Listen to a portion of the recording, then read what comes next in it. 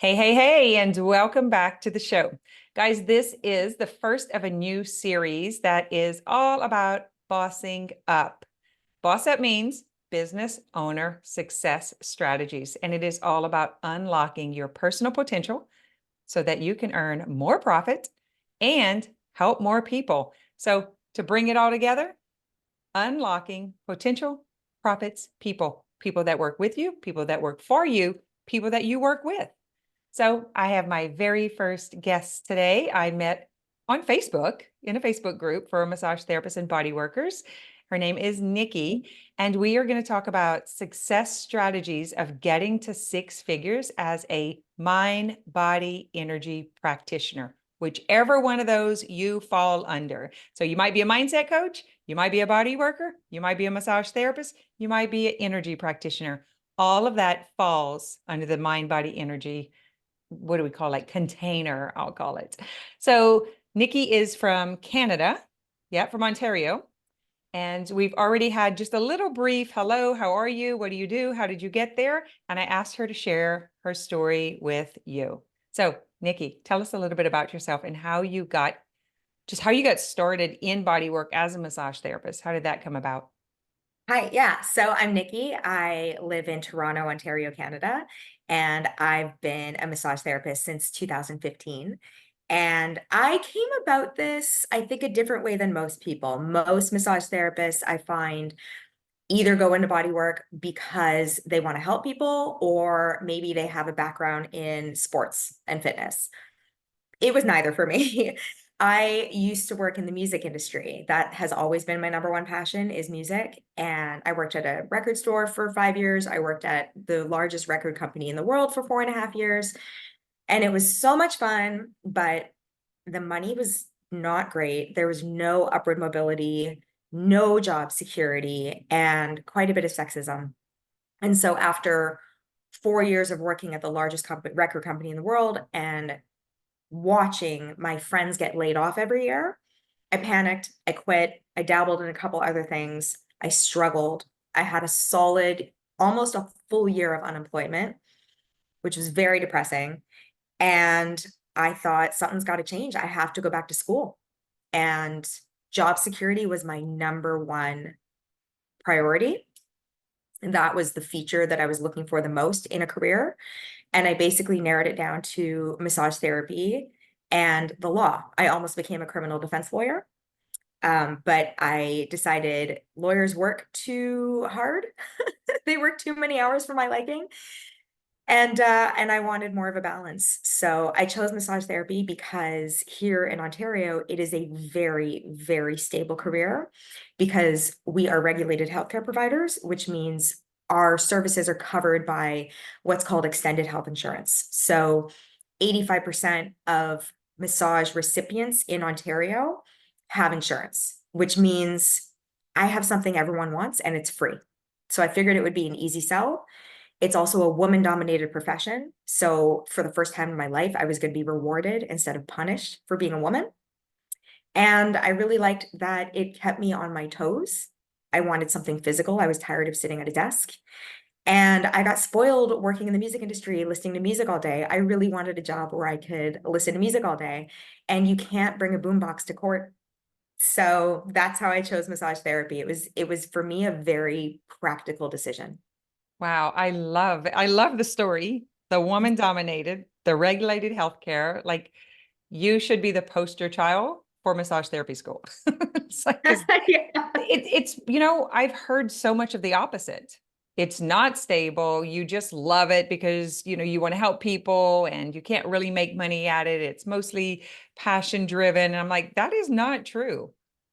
It's just simply not true. It might be your experience of what you've seen, but we have the ability to change that. Someone changed that.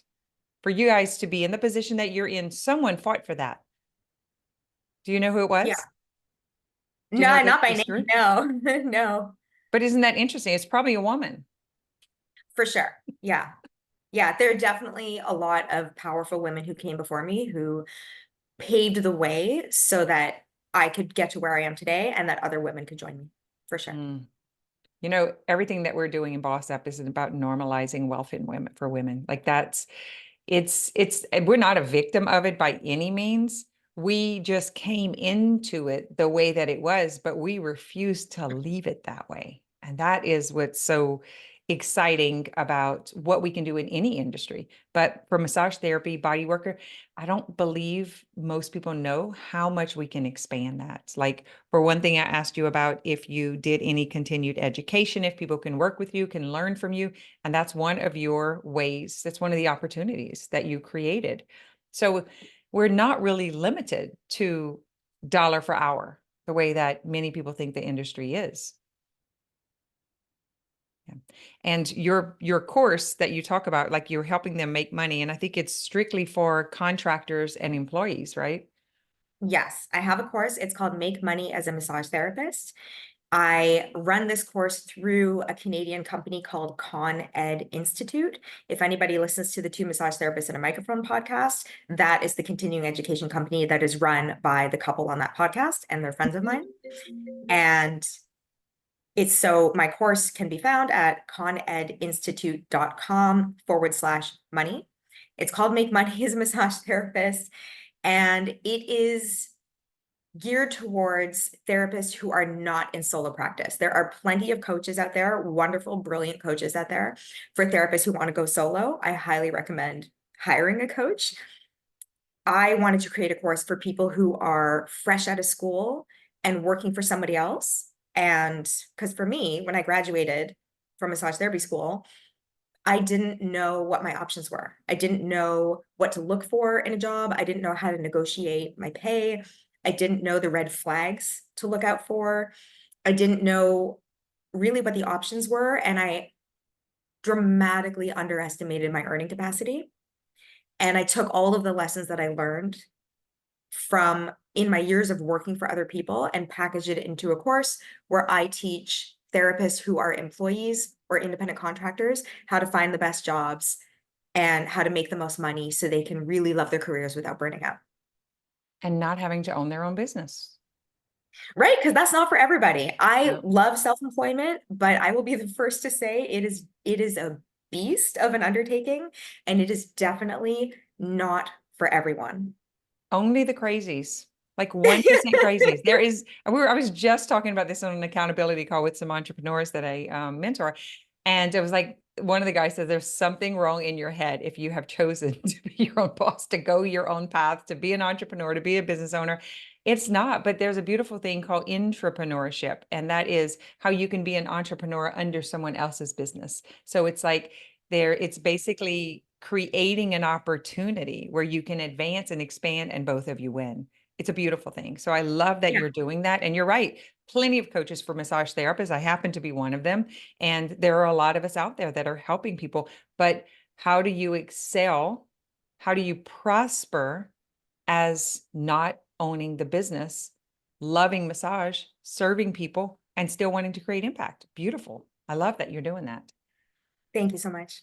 Another thing about these interviews is these are all 6, 7, and 8-figure earners. So I'm not having a conversation with anyone who hasn't crossed that, not because I don't love you, but because something happens. Would you agree that when you went from 50 to 60 to 70 to over 100, something happened? You had to become a different person. What did that look like for you?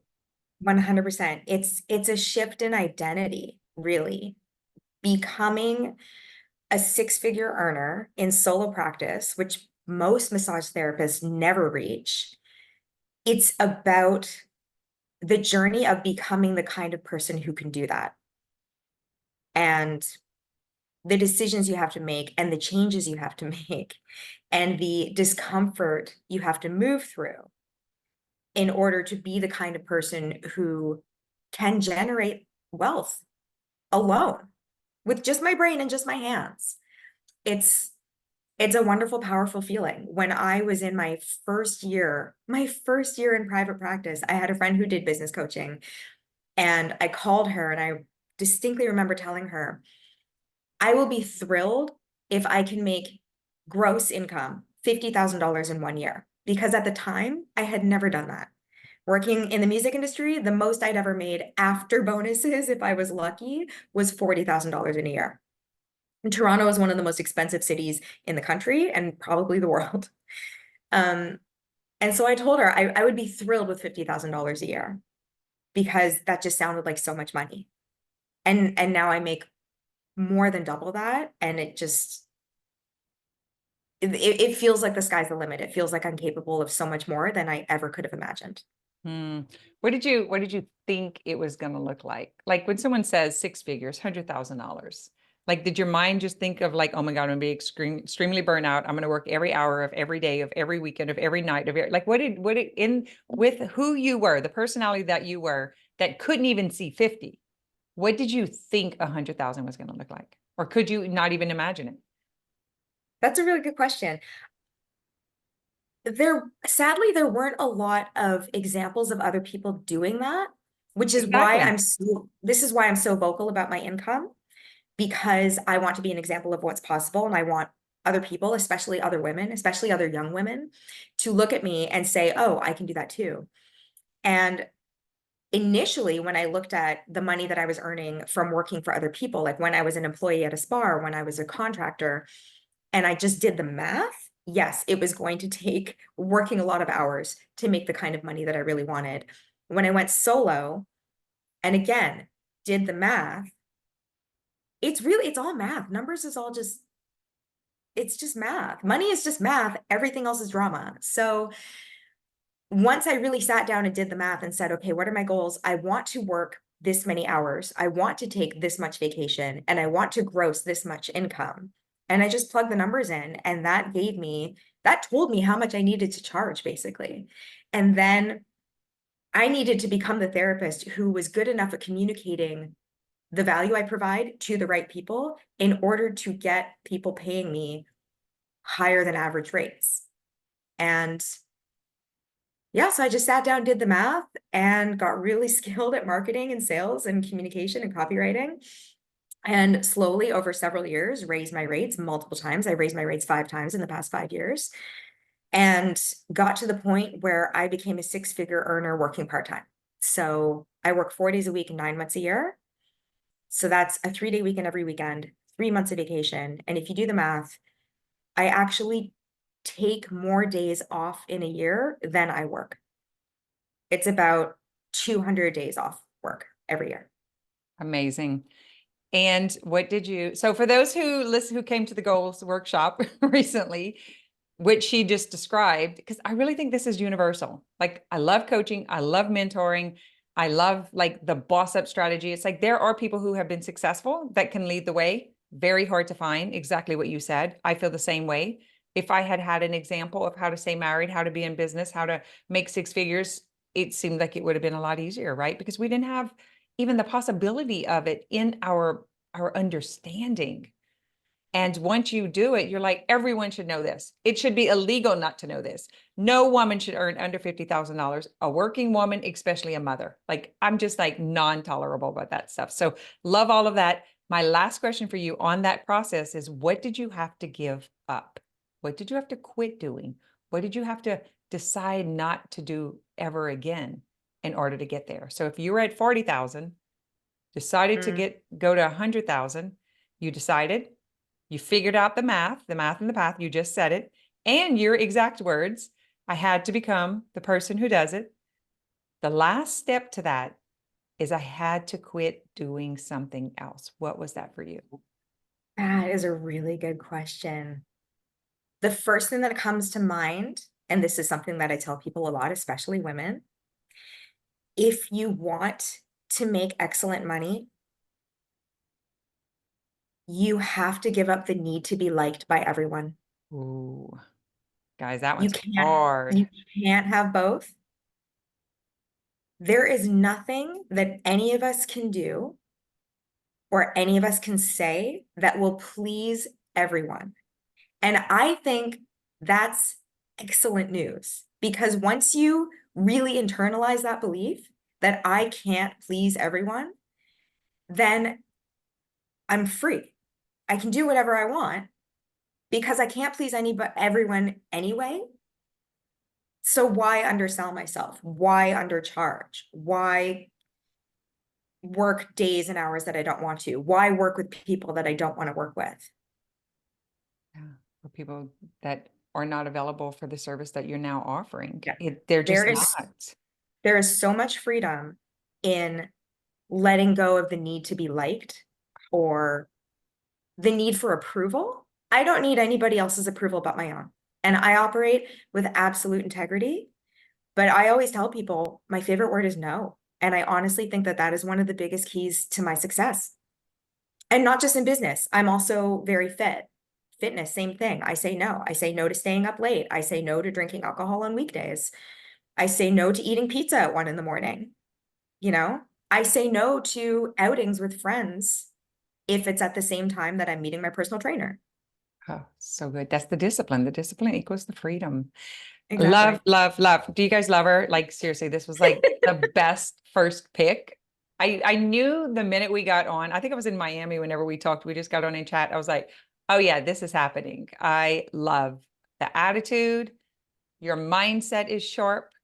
You're super clear, simple, and helpful. You're willing to share so that other people can also experience this. So I'm just kind of tooting my own horn right now, because if you have a horn, I mean, why not toot it? That I did a great job picking the right person. So thank you. I appreciate that so much. Yeah, I'm so happy we connected. And our mission is aligned. Mhm. When I first became a massage therapist, it was all about me. I just needed a job. I was struggling financially. It was hard to find work. I was working in entertainment. I had a rough couple years, and I wanted a job. I just wanted a job. I wanted a steady paycheck. I wanted to be able to pay my bills and live comfortably, and know that I could get work. Mhm. And I never envisioned that coming up on 9 years later, I would be what's called a massage celebrity. I've been called a massage celebrity more than once, and that I would be a source of inspiration to other women. And that I always say massage is my job, inspiring women, women's empowerment, and closing the gender pay gap. That is my mission. So good. So good. You said two things that brought me to believe this. You didn't feel like you were entitled, and you were willing to do whatever it took for that Mm, steady paycheck, for that consistency. Is that true? yeah, yeah, I think that's the big one. I try not to come at anything from a place of entitlement or deserving. There's a difference between wanting something and feeling like you're owed something. Mhm. And that's why I chose job security, because I chased my passion for years and years. I worked in the music industry. It brought me joy, but nobody nobody owes me a career in my passion with lots of money and financial security. I am not owed that. So I decided to, if the cards are stacked against me because I'm a woman of color, then I'm going to go where the deck is stacked in my favor. Woman dominated industry where I'm a regulated healthcare provider. I have a certificate with my name on it that says that I'm qualified to do something that somebody else is not. I can make my own hours. I can set my own rates, and I can choose who I want to work with. So what I'm hearing is you played and took advantage of the rules of the material. 100%. So I many people always want to say, fight it. And I quit yeah. fighting it and trying to get them to speak your language. These are the rules that the majority play by. You took full advantage. You learned how to play the game. You stacked and went for it. I love Yeah. And you can still fight you. for You are when you a win. world that you want to be in. Like I can still fight for anti-sexism, anti-racism, anti-homophobia while working the system to my advantage, because that's the current reality that we live in. So Well, yeah, given that I you live in a actually, sexist society, I wanted to go where that was going to actually help me. yeah, you actually can't win when you're fighting without winning. Like you have to position yourself. You had to like, I think that's what some people don't see about money is the opportunity and the leverage it gives you, that success gives you, where you're out, you are free. You have figured out something. You are empowered. You are responsible. You took that responsibility to play, to figure that out, to go with those rules, to work it for you. So you could have a stage to speak. So you could have an audience. So you could get on podcasts. So you could get on stages. You can't do it from the other side. You have to check in on your think, right? Your attitude. And you can't bring that entitled bullshit with you.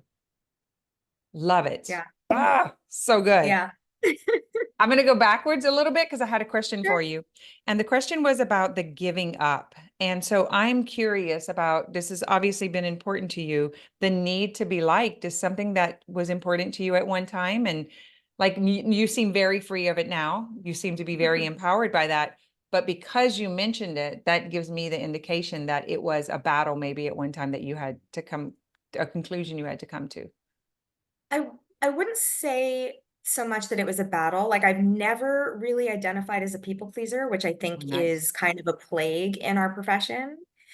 Um, it definitely was something that I had to work on and tweak and focus on a little bit. Like really, what are my goals and what am I going to have to do to get them and what am I going to have to sacrifice to get them? I think that's harder for a lot of other women than it is for me. And I hate to say this because I'm a feminist through and through, but I do believe that one of the reasons why I think naturally a little more assertive is because I grew up surrounded by men. I find that I have a more masculine approach to things, and that has helped me. Yeah, agreed, agreed. As I started to bring more of that in, it has 100% helped me. Classic people pleaser here, by the way. It has been Mm. probably the hardest thing for me to understand and learn. Even like right now, I'm changing my business model and having to like not cater to it. Like everyone needs to come. I need to stop and slow everything down to make sure there's no one left behind. You're right. It is this, the industry has played with that, but not just this industry. All of the helpers, the healers, the coaches, it's all the medical practitioners, many veterinarians. We see a lot of it. There's a lot of other industries that it's there too. It seems to be the caring and nurturing part that I call it the wounded healer. That's until we heal that within ourselves, we continue to reflect it and we continue to give into it and play the game until we do our own work. And then we're no longer entitled. We're actually empowered instead. So good for you.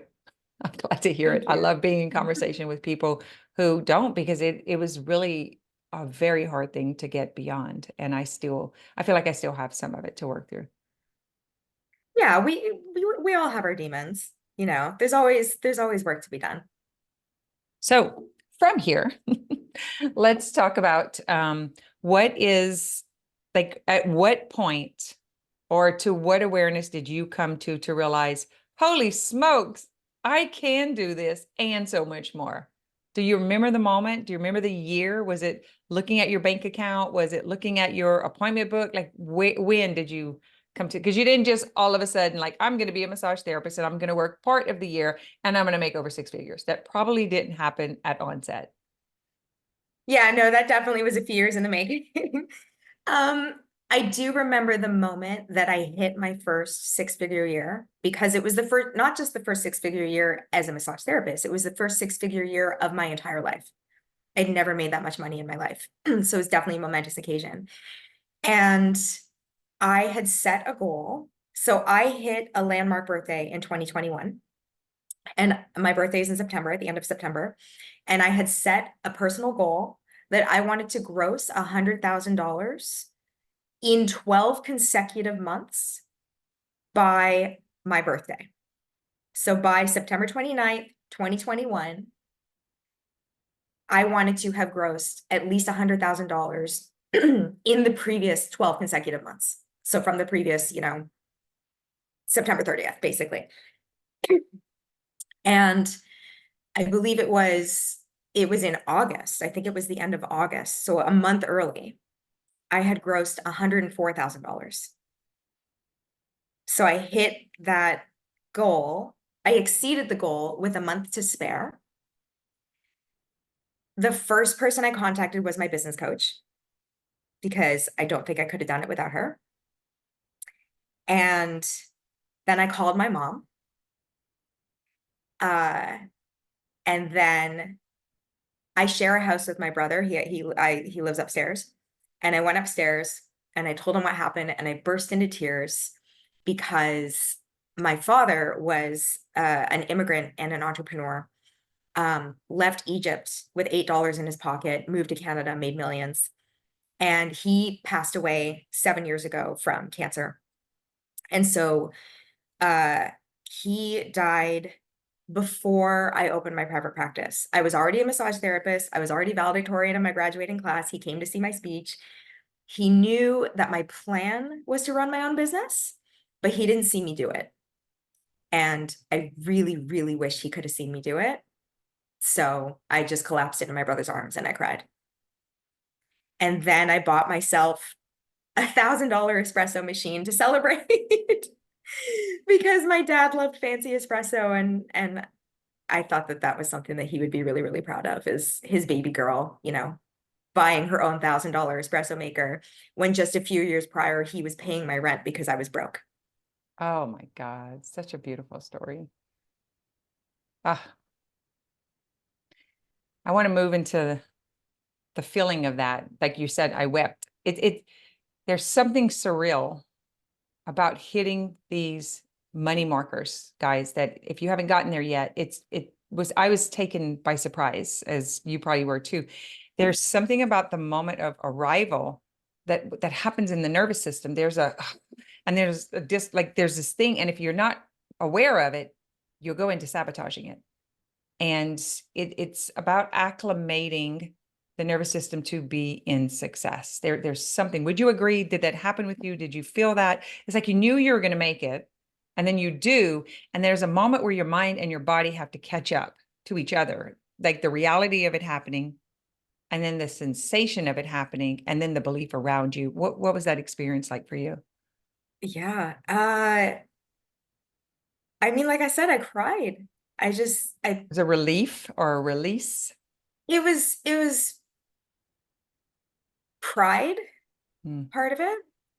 Um, and again, just that feeling of, wow, my dad would have loved this. Like that would have been such a magical moment. Like my mom was happy for me, but she's not a businesswoman.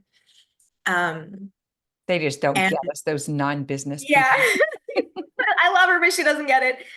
Um, and and this sort of feeling of like an opening, like an expansion of what else can I do? Because once I hit that, then so I hit that in 12 consecutive months, but we're talking August. I still had a few months to go for the rest of the year. And I thought, okay, not only do I want to hit 6 figures in 12 consecutive months by my birthday, which I did, now I want to hit 6 figures for the calendar year as well, because I hadn't yet. So I wanted to hit $100,000 for the calendar year of 2021. And then I did that by December, like the beginning of December, and I had a month to spare. So then I thought, okay, I want to hit $110,000 for the calendar year of 2021. And then I did that. So the goalpost kind of moves. Once you hit those markers, you just keep wanting more.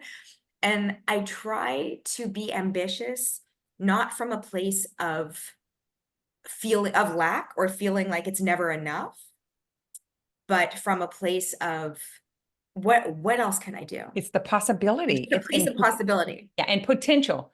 Hell, what else? What other potential is untapped in here? I agree. I remember the moment too. And it's the possibility. And then what else? Like, I could probably be the president. Yeah, Like I could probably, exactly. it's this crazy. I was like, if teachers would have known my talent, would have understood me because I was such a terrible student. I was like, what could I have been? Like what? Yeah. Like if someone or myself for any kind of acknowledgement, right? Like once you see and hit you, this is the part, guys, I'm talking about with the 6 figures that I don't know why we use that as a marker. Probably because most people don't make it ever. Like we are top of the you call us a high earner. Like there's something that happens for the individual, and tell me if you agree or disagree, to receive, have, hold, contain. There, it's not just getting $100,000. You could sell a house, you could sell it. There's things you can sell, get $100,000. This is something about having it and keeping it. So it's like people who win the lottery and then they're broker than ever. They couldn't have, they couldn't hold, they couldn't contain. Something has to happen within us. And I was talking to my mentor this week. She's at 51 million. Her goal was 100 million. And then she got Wow. an offer to buy her business for multiple hundreds of millions and realized in that moment, see, it's not the way she thought she was going to do it, but she did do it. She did do it. She created value in the world to that capacity. And she said the same thing. She just had to like take a moment and like, oh, like the release. That I think the tears, the crying is part of the emotional release. Animals know to go shake it off. Our body has to Mhm. figure out how to release that. So I'm just curious if you kind of see it the same way, or if this is my mind making up stories, but it's the way it plays out that I've experienced and seen many others do also. Yeah, I always say, I mean, congratulations to your mentor. That's amazing. That's inspiring. Yeah. I always say money comes from creating value. And there are so many people, women especially, massage therapists especially, who say, it's not about the money, I just want to help people. And I always say, money comes from creating value. Yeah. The the best way to make excellent money is to get really, really good at helping people. If Yeah. you're earning good money, that means that you're helping people because they're not going to pay you if you're not. And I also say the solution to poverty isn't more of it. I help so many more people now that I'm a high earner because my taxes have gone up. So I'm contributing more to social services just by the phenomenal taxes that I pay. Because welcome to Canada, we are heavily taxed here. I think just this year alone, I paid $40,000 in income tax. Um, and donation to charity. I couldn't afford to before, and now I make regular monthly donations to charities, and that is so much more valuable and so much more impactful and so much more beneficial than giving somebody an $85 massage when they could afford to pay more if they made it a financial priority. Everything you just said. They, to the degree that you give value, you will be rewarded in return to the degree. And wouldn't we want the money, more money to get into the hands of responsible people who are helping society? And I think they shortcut themselves when they say it's not about the money. I just want to help people. Mhm. You can't, if you can't, like, you're actually becoming a burden that someone has to help if you're not able to receive money, if you're not able to like have money, have, hold, receive, contain, because then someone has to take care of you. It actually becomes a weight once you're not helping in the way the mind thinks it's helping that, and that's just old limited stories. And I think we believe, and a lot of this I say comes from religion and from generational stuff. It's like put others, put all this first when you're not whole. They are saying that from a perspective of from someone who is whole. I am whole. I am cared for. I am empowered. I have the capacity to take care of my needs, to earn, to do right. I'm empowered. Then you help people. I think they miss that part. And then we take what we've been told about you're greedy, you're not, like just old messaging. And it's misinformation. And so I love having these conversations. So because you get heard like for so long and then your voice gets drowned out, right? So having other people on saying the same thing is where I believe we can create the impact. Yeah, for sure. There's definitely a lot of undoing of social conditioning that needs to be done. I think, especially for women. Women are socialized to believe that 100% of our self-worth comes from being likable, helpful, nurturing, and pretty. Really, that's our job is to be meek, be quiet, just be grateful for what's given to us. Don't ruffle any feathers. Don't ask for more. Don't be greedy. And stay pretty. You should want to help people at your own expense too, and make sure everyone likes you. Yeah. And I don't support any of that. Yeah. I was listening to what's her name? The Seinfeld. She has a podcast now. It's fabulous. Is Oh, it Julia Louis-Dreyfus? and she's interviewing these 75, 85-year-old women like Mhm.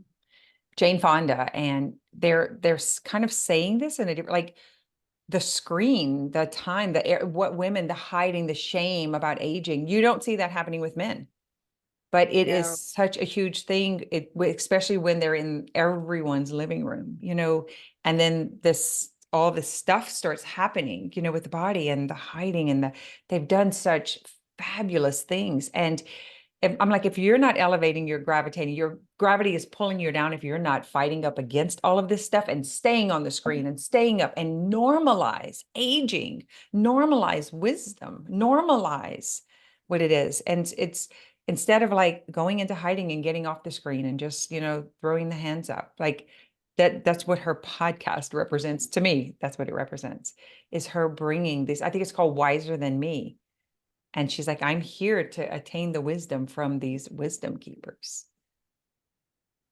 I love that. Where did your drive for wanting it to be different come from? Was there oppression in your childhood or in the industry as an adult? Did it come from the music industry? I think again, I think I have such a different approach from most massage therapists because I chose this profession for purely selfish reasons. It wasn't to help people. It wasn't because I'm nurturing. Like, even when I enrolled in massage therapy school, I ran into an old friend. I said, "Hey, I'm going to massage therapy school." And he said, "You hate people." Like, I'm not a touchy-feely, hippie, woo-woo kind of person at all. And because I really just I wanted to make my life better because I was suffering financially and I was struggling and I was so depressed and I just wanted a job. And so I got into the profession and I got working and I was so excited to, finally be making real money and have a career. And then I looked around and I saw the patterns and I heard the things that people were saying. And I worked for places that didn't have a cancellation policy, that didn't require a credit Mm. card to book appointments, that hadn't raised their rates for 10, 15 years. And I saw my colleagues going overtime on their massages without charging, or letting it slide when people canceled on short notice because they had a good excuse, or coming in on weekends and staying late and doing things that they didn't want to do and putting themselves in uncomfortable situations, potentially dangerous situations, working with shady characters, going into strangers' homes, this kind of thing.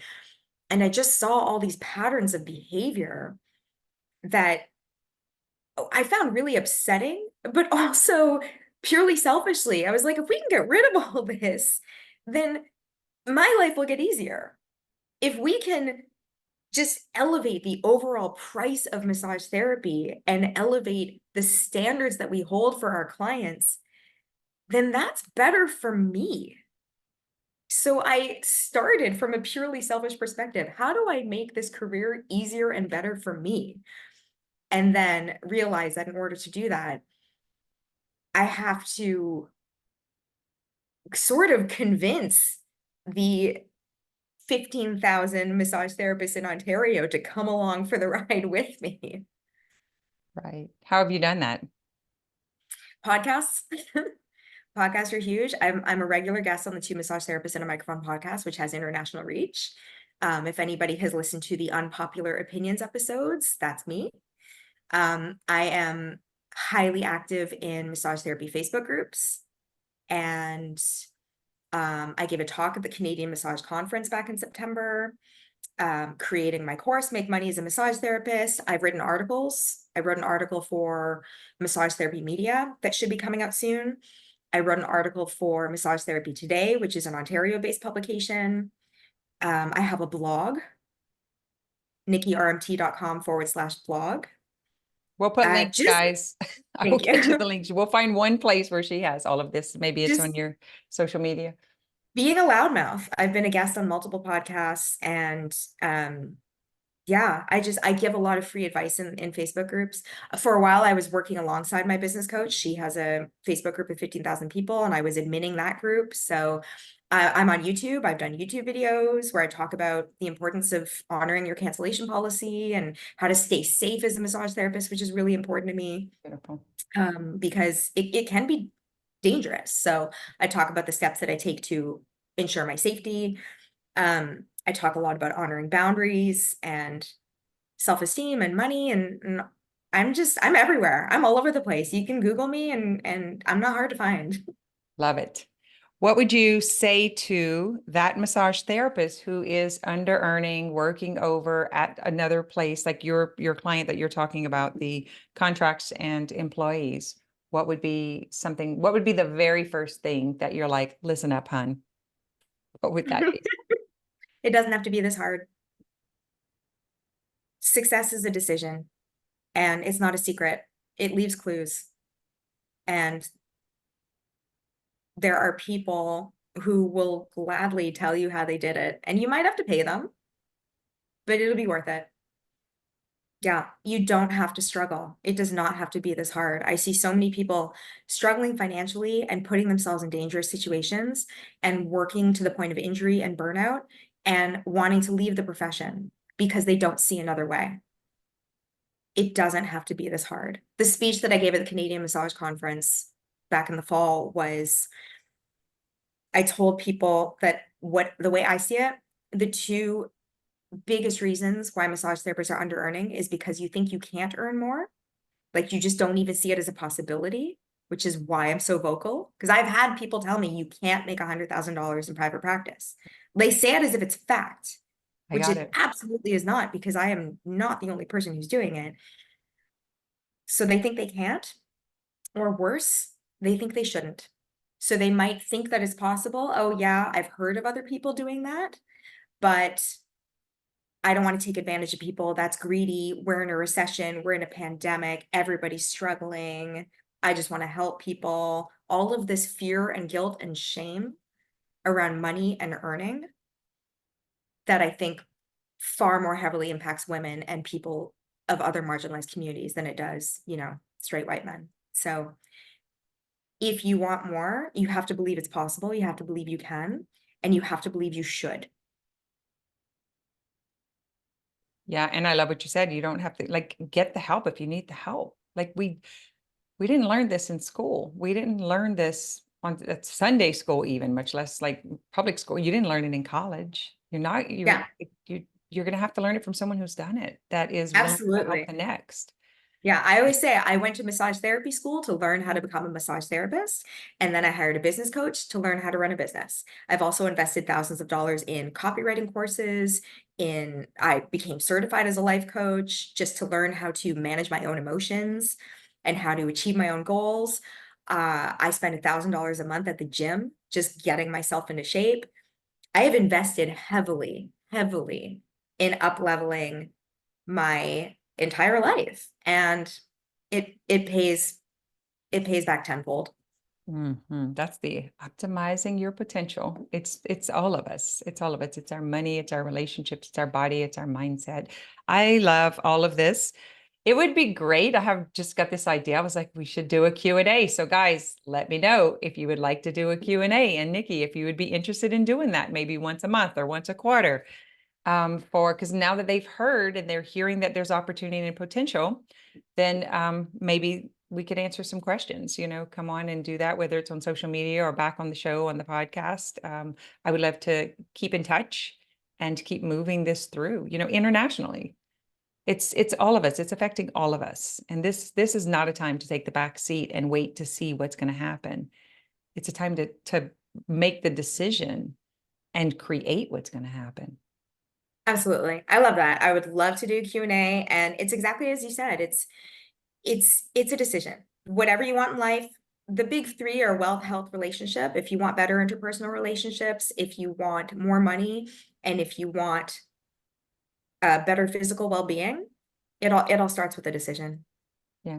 The other thing that you said that I thought was really important. So I have an advanced certified mind body coach training, right? So, and you said I became a life coach to manage my own mind.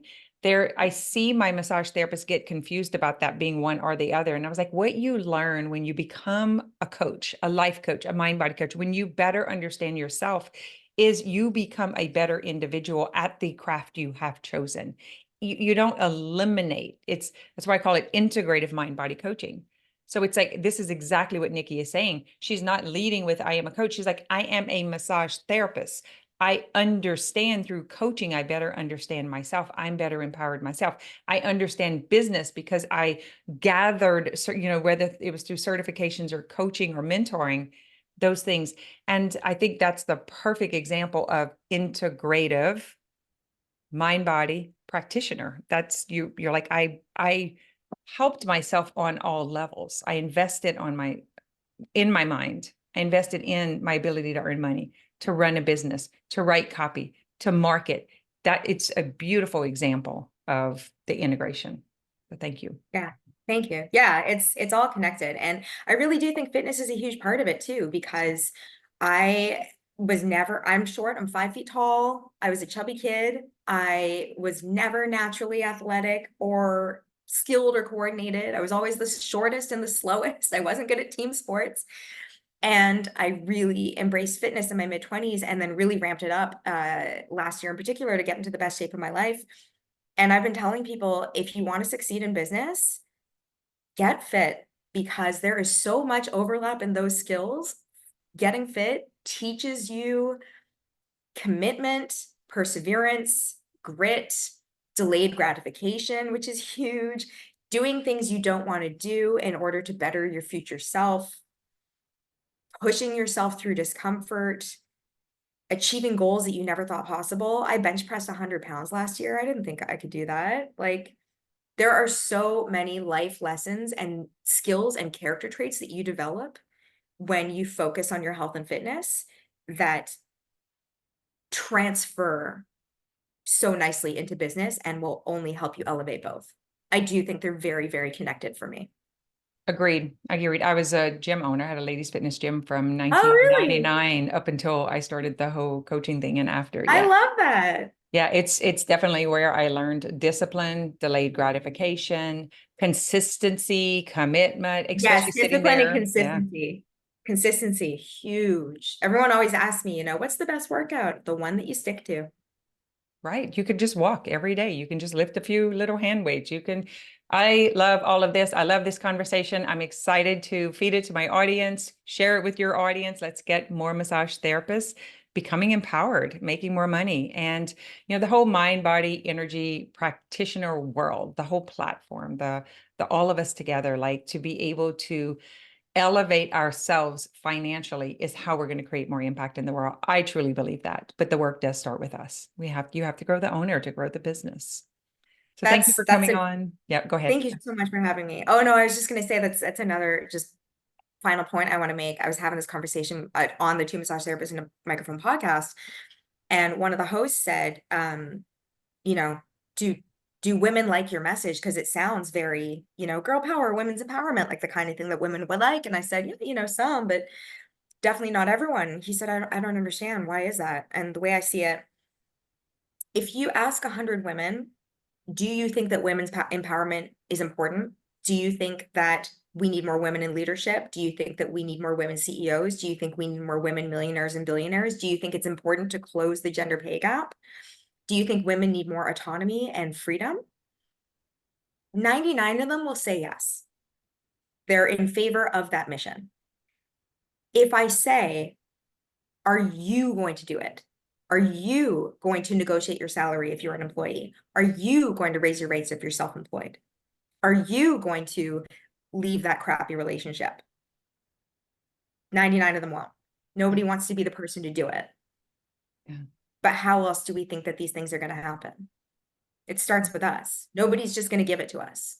Nobody's just going to walk in and give me $1 million. If I want that, I have to be the one to go and get it. It makes it so much better anyway. It's so much funner. Like, and you grow in the process. We would not grow if we opened our mailbox and had that. We'd have to just like, what do we do with this? It's so much funner. That's my take on it anyway. Maybe someone else will think differently, but I don't have regrets about my path up until this point. Yeah, me neither. Thank you for coming on. Guys, I'll put all of her links, all of the information. You'll know how to find her, and hopefully we'll do a Q&A, come back on, kind of do a follow-up from this. Anything I missed, Nicki, that you wanted to share before we cut it out? Girl power. Just, It is girl you power. know, be the change you want to see in the world. I appreciate you so much for having me on. Thanks. And make sure you share this with friends or anyone who's interested in bossing up, earning more money, helping more people, and creating more impact. Until next week.